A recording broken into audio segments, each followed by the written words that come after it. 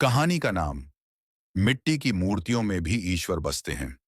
एक छोटे से गांव में एक बूढ़ा कुम्हार रहता था।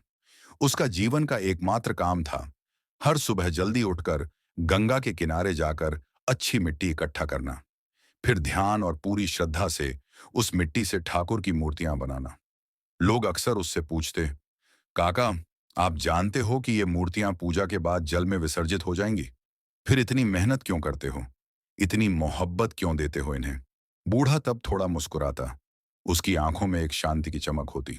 वह कहता, मुझे पता है विसर्जन होगा, लेकिन जब तक लोग इसे ठाकुर मानते हैं, जब तक कोई उसके पैर छूता है, आंखें बंद करके प्रार्थना करता है, तब तक इस मिट्टी के अंदर ईश्वर बसते हैं।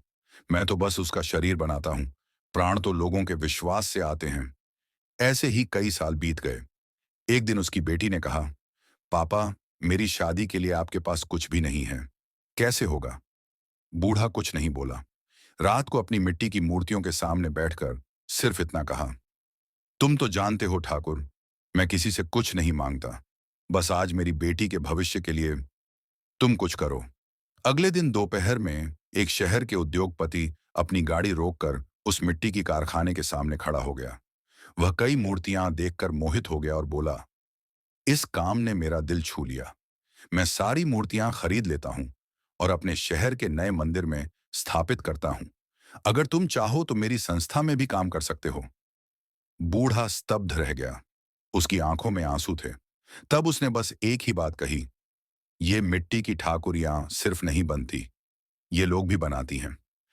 जिसे तुम प्यार देकर बनाते हो, वही एक दिन ठाकुर तुम्हारे लिए आशीर्वाद भेजता है। विश्वास रखो, ईश्वर सब देख रहे हैं।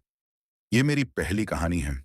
अगर यह कहानी आपके दिल को छू जाए तो कृपया पूरी ध्यान से सुनना। कैसी लगी ये जरूर कमेंट में बताना। तुम्हारा हर एक शब्द मेरे लिए बहुत कीमती है। और अगर तुम्हें लगता है कि इस कहानी में कोई अपनी झलक पा सकता है, तो इसे शेयर करके दूसरों तक जरूर पहुंचाना। पोस्ट को लाइक करना मत भूलना और मेरे फेसबुक पेज को फॉलो करके अपने सपोर्ट और प्यार से हमेशा मेरे साथ रहना। तुम लोगों का प्यार ही मेरी आगे बढ़ने की एकमात्र ताकत है।